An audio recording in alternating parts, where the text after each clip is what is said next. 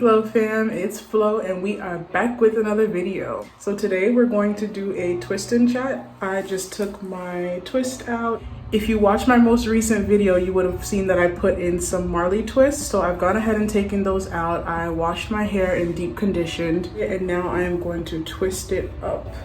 Though I'll show you what I used to wash my hair today. I used the Cara Care. This is the sulfate-free hydrating detangling shampoo. Everything. And then I used the Cherry Blossom conditioner from OGX. My hair also likes this one. It does not like any of the other conditioners from that brand. And then I also deep conditioned with the Shea Moisture Coconut and Hibiscus. And this is the Curl and Shine hair mask. So I deep conditioned with that, and I added a little bit of honey into there, just regular clover honey from Target, nothing crazy. So I'm going to use the Miel leave-in conditioner, the detangling leave-in conditioner. It's the pomegranate and honey. My hair really likes this stuff. And we're using the same, my regular coconut and milk oil and my castor oil from Creole Essence. And then to twist my hair, we are going to use the Talia Wajid Curly Curl Cream. I have shown all of these products at some point in time on my channel, so if you've been watching, you are familiar with them. I just did a mask. I did the Glam Glow mask, the mud mask. I just did that really quick, so I'm just gonna hydrate my face really quick after that, and then we'll get started on the hair. So I'm not gonna go through and show you my whole Ipsy bag piece by piece because y'all don't seem to care about that. So I'll just show you really quick. I got another Star Skin mask in my Ipsy bag this month, and the bag looks like this. And then I got this Spackle Mist coconut water spray. I got this Murad 30 SPF. So I'm gonna use that today just to test it out and make sure that my face actually likes this. And it's also got vitamin C in there, so it should help with brightening for dark spots. Then I got this Context Vitamin C All Day Eye Cream, which I will put in my pile of eye creams. And lastly, I got this Item Cheek Money. This is basically a bronzer. It's a Swipe and Glow bronzer duo. So maybe in another video, I will actually try this on and show you guys what it looks like. I'm gonna start by talking about some stuff that ain't my business, but in general terms of the situation, I think it's worth discussing to some extent. I'm not gonna go too deep into it because again, not my business. LaToya Forever and Adam Ali, and what they are currently going through in terms of their separation. I want to start by saying that the only reason why everybody has an opinion about it is because they have been pretty vocal about pretty much putting their business out there or whatever. And that is the first point that I'm gonna go into, as far as I don't have an opinion about their relationship because I'm not in their relationship, not my business, okay? So that's the first point that I will make. The second point that I will make is that this is something that I struggle with in general, as far as oversharing and knowing what is for the public and what is not for the public. I know that y'all probably, if you follow them, you've already seen the live where they got into their little argument, this and that and the other, and she recorded them. It was just tacky. It's tacky. It's tacky. It's tacky. How do you expect a marriage to survive, or a relationship for that matter to survive, if every time something happens, the first thing you do is go run to the internet and tell them all your business? Now, she tried to double back and come back and say that, you know, there's other stuff that's been going on, and, you know, the reasons that she gave as far as the video that she made for why they are splitting up, and the video that we saw of them, you know, spitting, spatting and going at it on the live was not necessarily everything that was wrong with their relationship. So she has her reasons, blah, blah, blah, whatever. Again, if you want to leave your marriage, that's your business. Because I'm pretty sure after sitting there and having 3 children with somebody and spending X amount of years together, that's not something that you just decide to do because you just want to have a good time. Like, it's a tough decision to make. So obviously you have your reasons.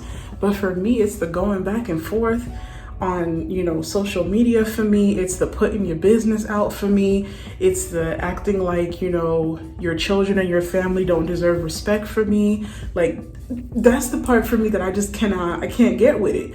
Cause I feel like it's beyond being private at this point. It's not even about privacy. It's just about the principle of it. Like, when you got married to that person with that person. You didn't get married to everybody else with that person. You got married to that person. So I feel like in that respect, like, why would you then bring everybody else into your situation?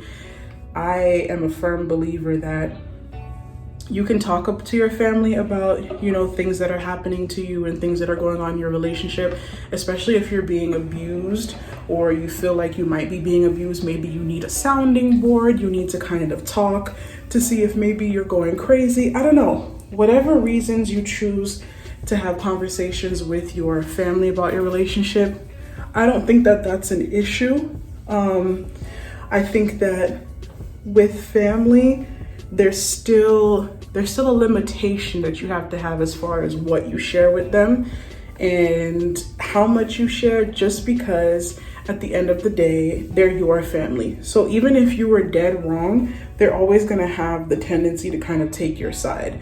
And when you have too many people involved in your relationship, like, you might as well consider the relationship over, because you got too much bush na bagay. Get up bush na bagay. Okay, there's too much talking, too many people with opinions, too many people saying, oh, I would do this or I would do that, da-da-da.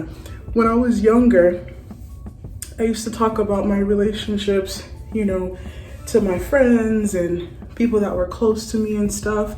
And all it did, the more you talk to people about stuff, the more confusing it becomes for you.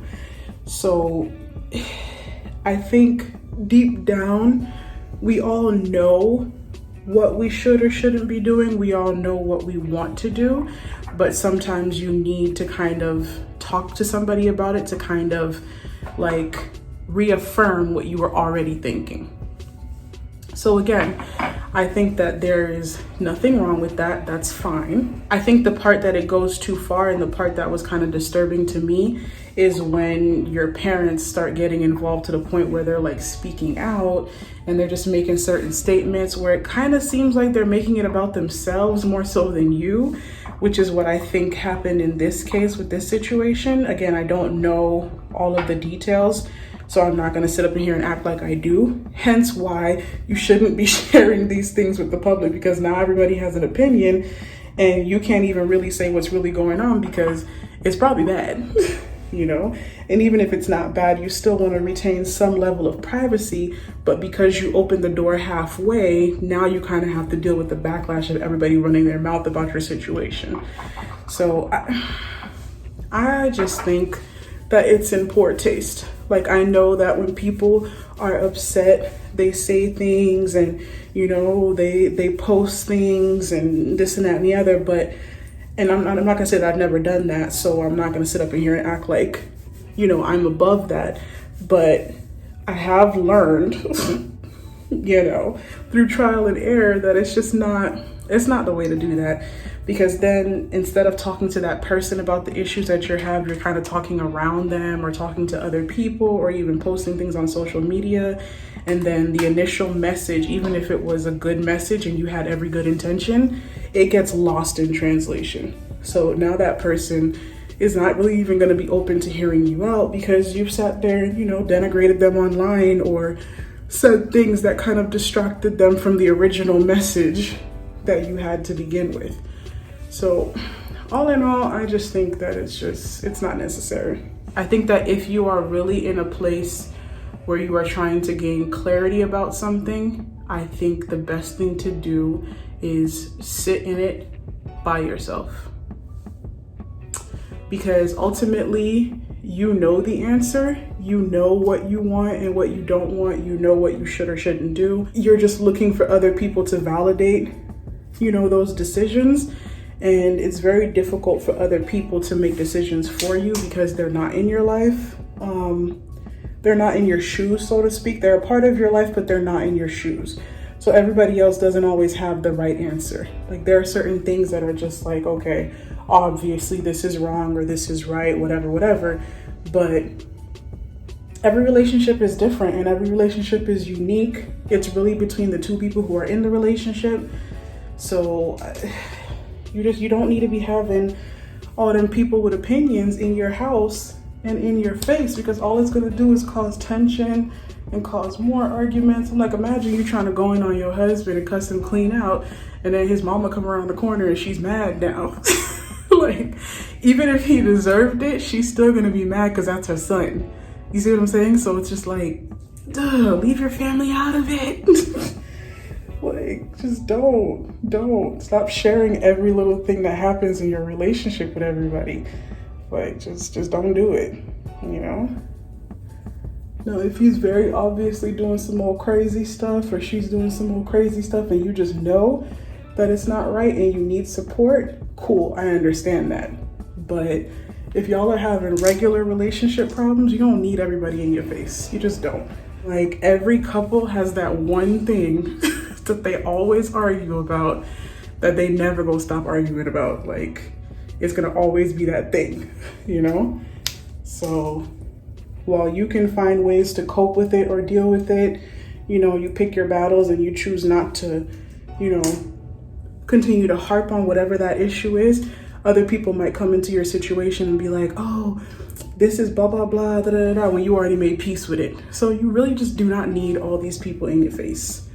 So that was my thoughts on that. As far as if they should stay together or not, I don't care, that's not my business. I would never try to stop people from being together. I'm like, if you want to do that, like, whatever. Because I'm not in your relationship. I don't know what's going on, so I'm going to mind my business. That's what I'm good at doing, minding my damn business. Because I see so many people just like commenting and saying all kind of crazy stuff. And I'm like, do you know her personally? Are y'all friends? Like, this is how you talk to people on the internet that you don't know? Wow, that is very presumptuous. Speaking of presumptuous, did y'all see that damn ad that Joe Biden did with the hip hop music, and the one, he also did one for the Latinos too? This place is going to hell in a handbasket. I'm like, so he thinks that being, you know, I don't know what he was thinking. I don't know what his staff is thinking. I don't know what they recommended him to do, but I'm like, this ain't it, baby. This is not it. You're alienating a large group of people when they see stuff like that. What we're thinking is you associate Black people with rap music or, you know, hood activities. It's very common stereotypes of what it means to be Black.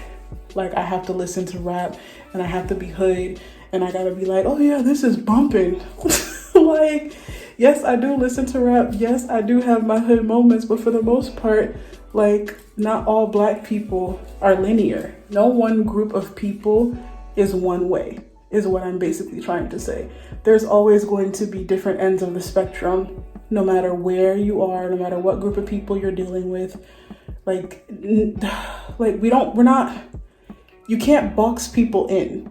And when you do something like that, you're basically boxing everybody in and grouping them all into one category, or hoping that you can touch as many as you can because you think that as a majority, this is what they're into. Like, you could tell he ain't got no Black people on his staff. Because if he did, that is not what he would have done. Like, it was just so ignorant, and I was low-key offended. I'm like, wow, so this is what y'all think of Black people, and then you want to tell me that racism is not alive? Please hold this L. I know you guys have probably seen this thing about Cuties. It's basically this show on Netflix called Mignon, which is Cuties in English. It's a French movie. It's not a show, it's a movie, sorry. I started seeing a whole bunch of people going on and on about this movie on Netflix called Cuties, blah, blah, blah. So I'm like, okay, what's going on? Like, what's the problem? So, of course, me being the person that I am, I listened to some of the stuff. Well, actually, I watched the movie first. Okay, Cuties is basically a French film. It's a Netflix original French film. And if you know anything about French films or foreign films in general, anything but American films, right? And even in American films, they kind of do it too. But European theater or films tend to push the envelope a little bit. And when I say push the envelope, we're not talking about doing things for shock value. Usually French films depict very real life situations, or they depict situations that typically people do not discuss. Okay, so that's the first thing to know about French films. I grew up watching a lot of foreign films, so I'm kind of used to the themes that are usually in those films, and I'm used to the way that they're set up. They are a little bit risque at times, but this is not something that I'm like, you know, it's not a foreign concept to me. I also grew up in Haiti, and in Haiti, most of the network television when I was growing up was French-based or European-based. So you watched a lot of French films. So again, I'm kind of used to that genre of film. So basically, I was hearing a bunch of things about this film, talking about that it's child, you know, the P word, and that basically it was depicting, you know, adult scenes or adult themes in regards to children. So of course I'm just like, okay, let me see what this is about, because I watched the trailer, and from the trailer it looked like it was a story about a girl that was kind of having like a coming of age, you know? So I was like, all right, this looks cool. Let me watch it first, see what I think about it, and then I'll go and read what everybody else is saying, right? So I watched it. It was like 2 o'clock in the morning. I'm like, I gotta watch this. Like, I'm sitting there with my eyes closed or whatever. I'm like, I gotta finish this film. I gotta finish this film.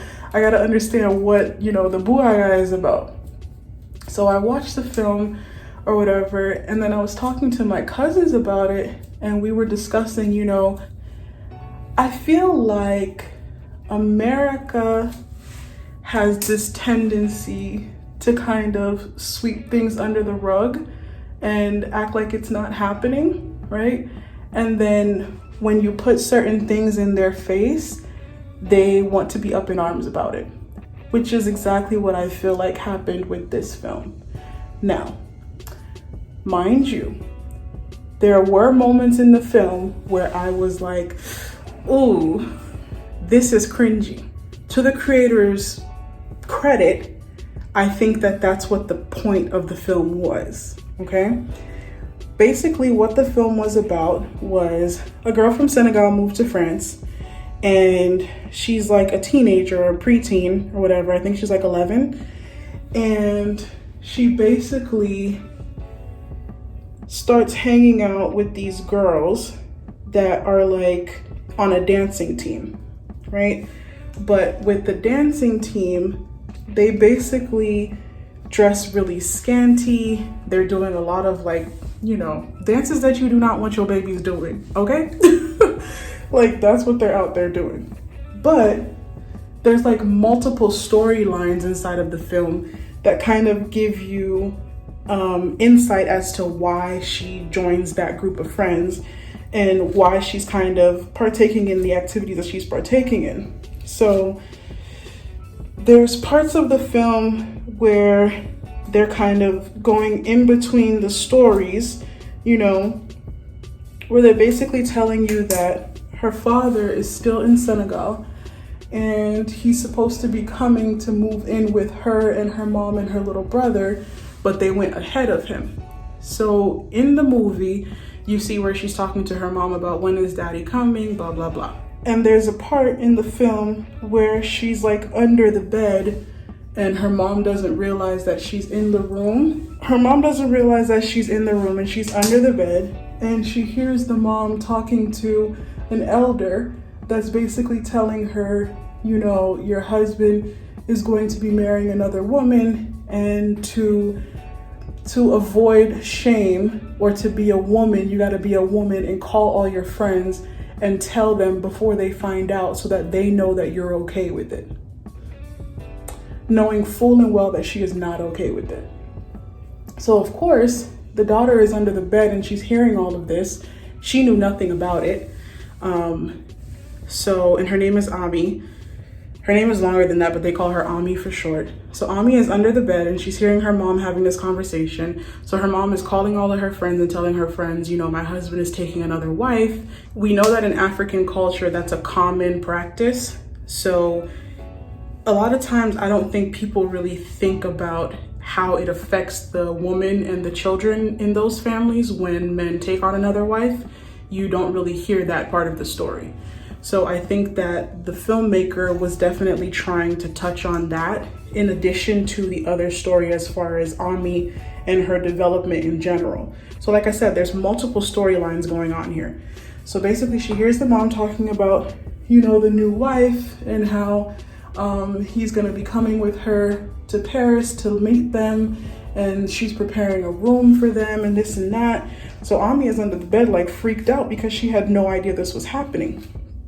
So then you see that before this even happened, she had stolen, you know, some guy's phone because she wanted to know more about what the girls on the dance team were doing, and she wanted to be on social media so that she could see their dances and kind of duplicate what they were doing.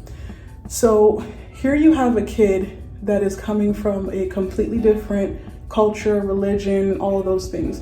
In her family, she's supposed to be modest. She's supposed to be dressed, you know, appropriately for her age. She's not supposed to engage in certain things.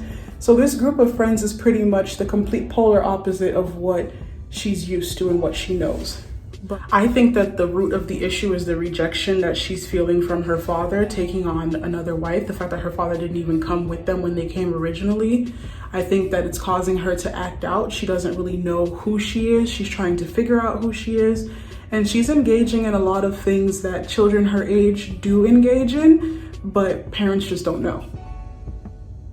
That's pretty much what it is. And if the parents do know, a lot of times they act like they don't know, or they think that they can beat it out of them. Or if they send them to church, you know, they could pray it out of them, but they don't really ever deal with the actual issues or try to sit down and have certain conversations with their kids and prepare them for certain things. Because I'm like, at that age, you know, they're maturing way quicker than we were, my generation and beyond. Like they're maturing way quicker. They're exposed to a whole lot more information with the internet set up the way that it is. Like they're exposed to a lot of things that we had no idea about at 11 years old. Like nobody knew nothing about that, you know? So she got this phone, she's watching these YouTube videos, she's seeing this competitors dance team. Those girls are the same age, but they're like, they look like grown women the way that they're dressed. They're dancing like grown women. They speak like grown women. At one point, one of them even flashes her chest. And so, you know, she's 11 coming from her innocent little family. She's absorbing all this information like, whoa, what is this? Like, I want to do this. This seems cool. Like those girls are so cool and they're so popular. I want to be popular too. So you see that little by little, she starts to change. She starts to wear different clothes. You know, she tries to put makeup on. The girls try to, you know, incorporate her into the dance team. They reject one of the other dancers that was originally on the team and replace her with that girl. So, you know, now she's feeling herself. She thinking she's doing something, whatever. And at one point, the guy that she stole the phone from figures out that she took his phone, and she tries to hide from him when he tries to take the phone from her. And she ends up taking a picture of like her nether regions and posting it on her social media, and then giving the phone back to him after she posts her picture. So then basically the group of girls, they basically say that now that you've posted that, you've tarnished your reputation and we can't be associated with you, because why would you do that? Even though they're definitely, you know, doing some questionable things, they still in their mind had a limit to what they were willing to do or willing to post. But Ami, you know, she's like trying to push the limits, because at this point she's completely lost. You know, she's like, my dad is marrying another woman. She doesn't really know, you know, what her place is in life. And so she's just trying out things, you know, she's trying to figure out who she is. She's getting involved in things, and, you know, her body is feeling things, and she's acting out. So then when her mom figures out that she posted that picture, her mom calls their pastor. It's so funny because at one point in time, she went to a prayer session with her mom, and she put a blanket over her head, and she was watching these girls on YouTube dancing and gyrating and stuff while she was supposed to be praying. And I'm like, this is what I'm talking about. These kids, these kids be out here doing some things, and you be over here thinking that your kid is like, you know, but no, they be involved in stuff. You just don't know. So I'm like, let's not be ignorant to this fact and act like somehow this is some new concept and I can't believe this. Like, what do you mean you can't believe it? This is what they out here doing. You just choose to ignore it.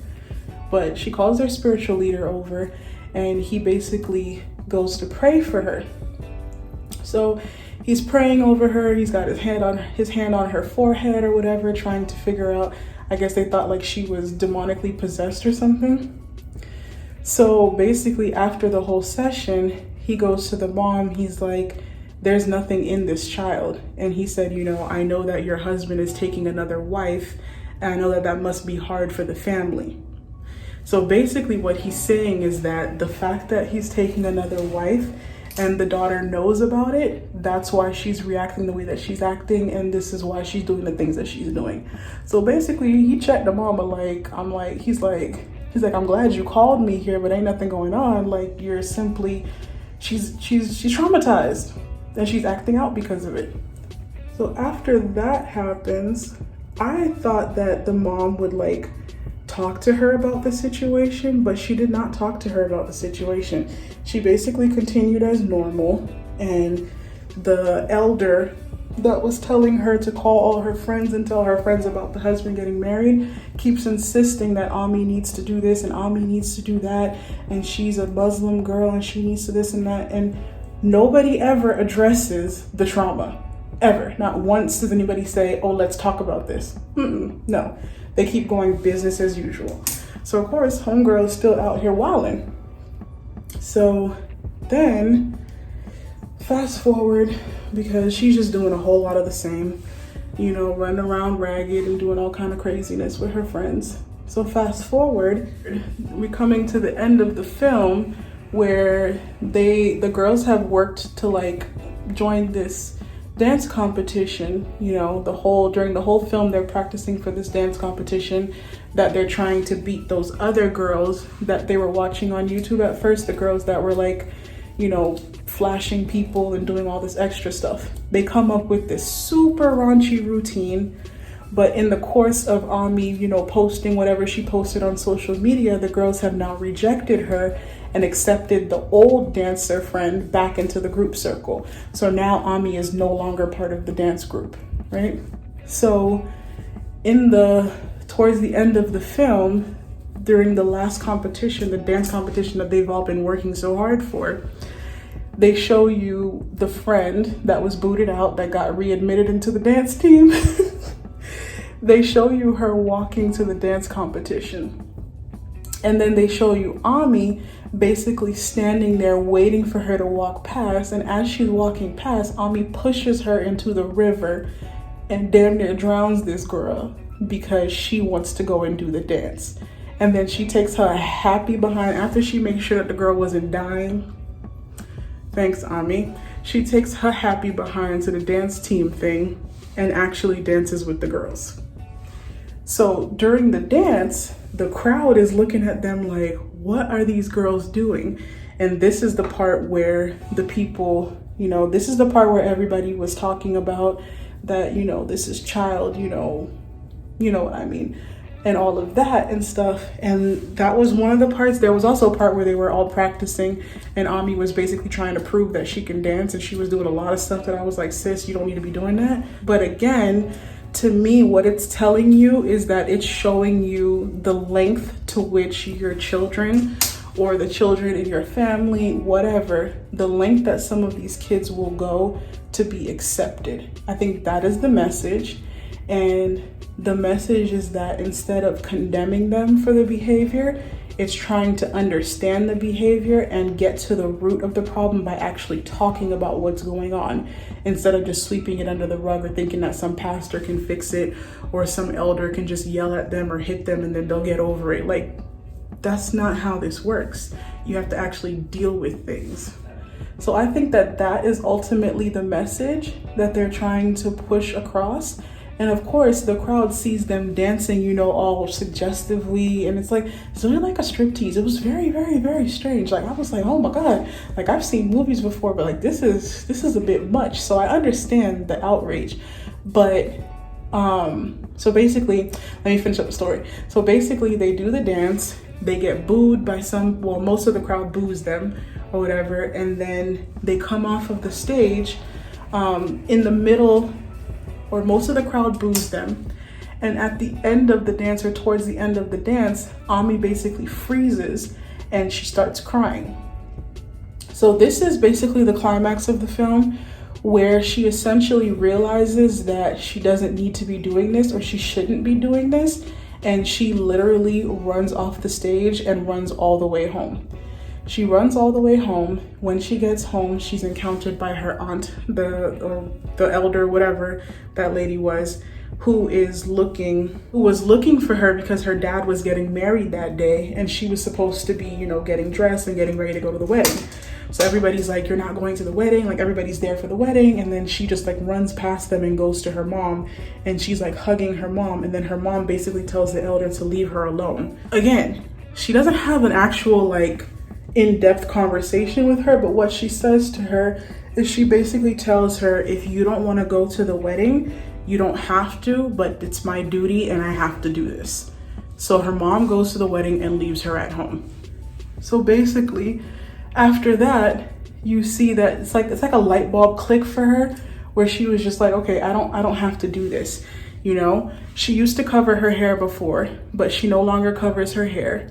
So you see in this last clip, basically she comes out of the house in like a regular outfit that is appropriate for her age, but it's not like a burqa or anything where her head is covered and like, you know, her traditional garb. She no longer wears the traditional garb, but she's got like, you know, a regular kid looking outfit, a long sleeve shirt, some jeans, whatever.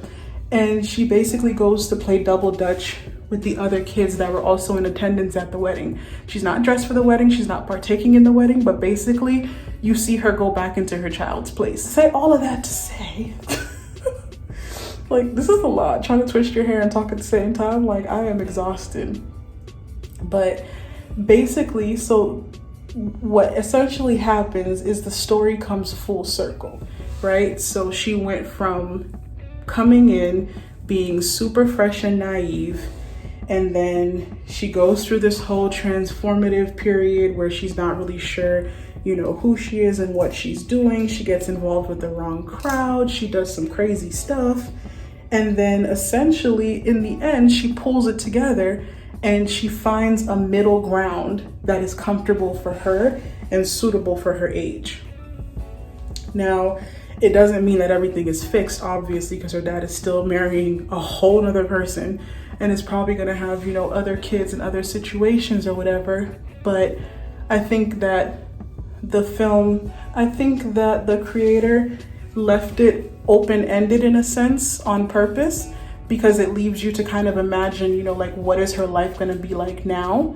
But you can tell that obviously she's headed in a better direction because she's decided to kind of put away, you know, those things that she was trying to do and trying to look for the approval and this and that and the other from those other girls. And she seems like she's resolved in just being herself. So when you put all of that together versus just, you know, a 30-second or a minute trailer, it's a completely different narrative. So what I was disappointed in was that some of the people that I follow on Instagram and stuff, people who, you know, call themselves spiritual healers, or they call themselves woke, or they usually post, you know, the type of stuff that is helpful or constructive to the Black community, they were going in on this film based off of just the trailer. And I'm just like, you didn't even watch it. I could tell you didn't watch it because the way that you're speaking about it lets me know that you didn't watch it. You didn't watch it. So it's like,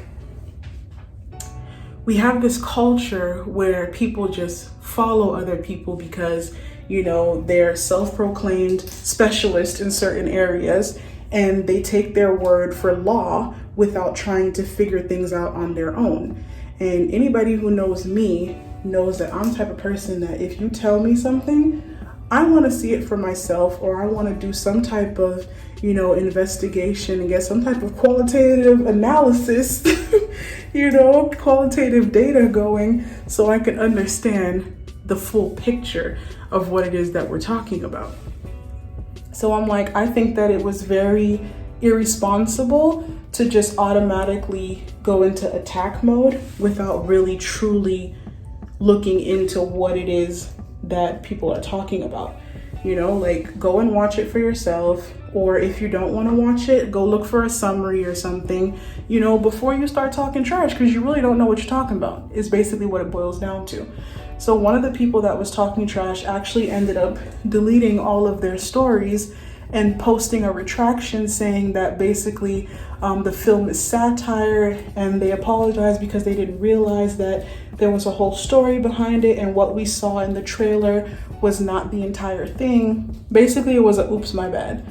And even in that, I was like, the film is definitely not satire.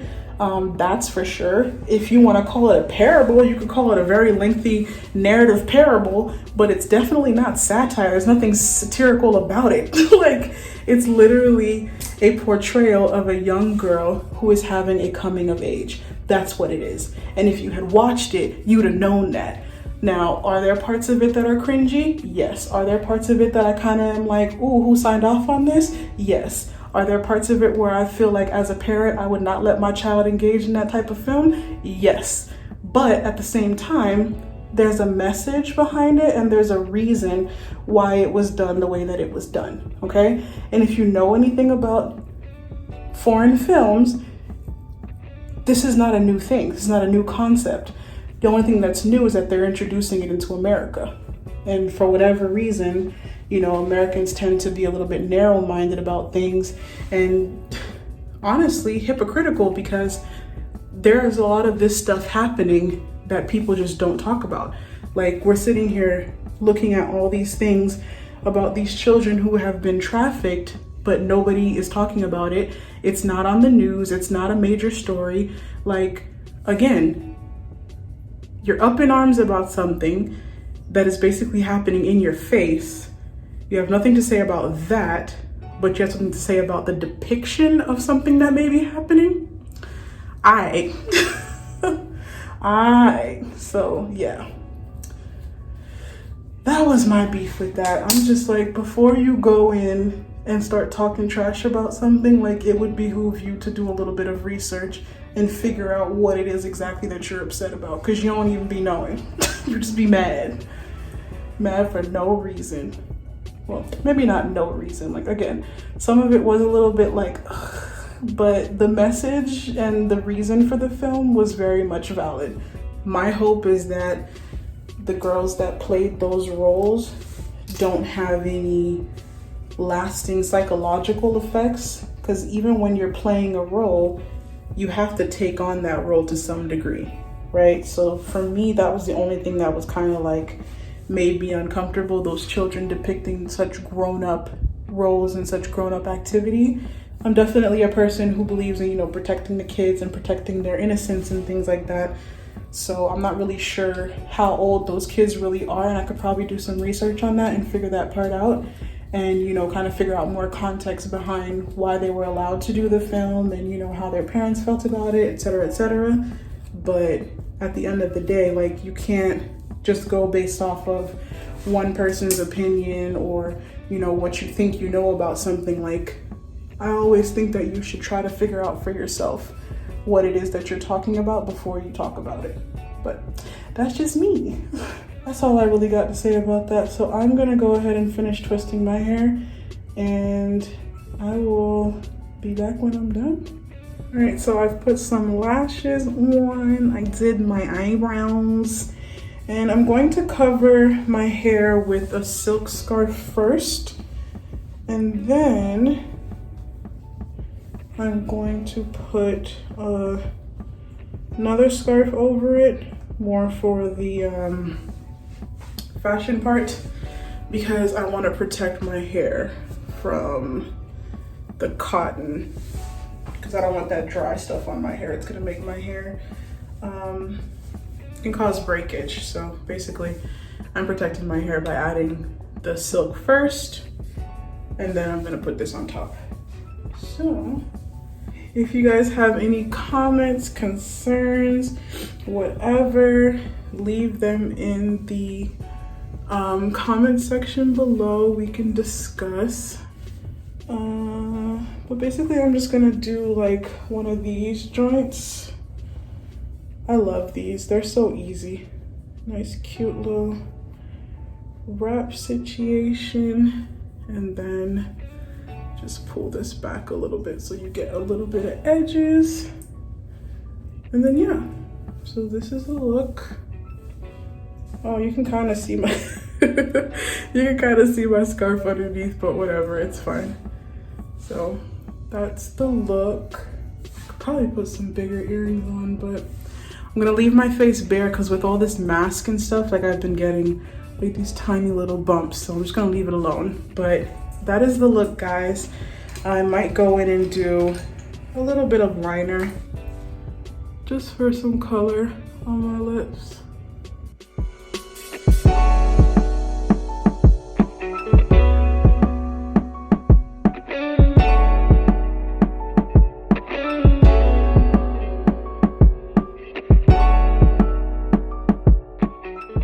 All right, Glow fam, thank you so much for watching. If you have not already, go ahead and hit that subscribe button, hit that like if you enjoy my videos, and hit that notification bell so that you can know when I post new videos. Thanks for watching. Bye.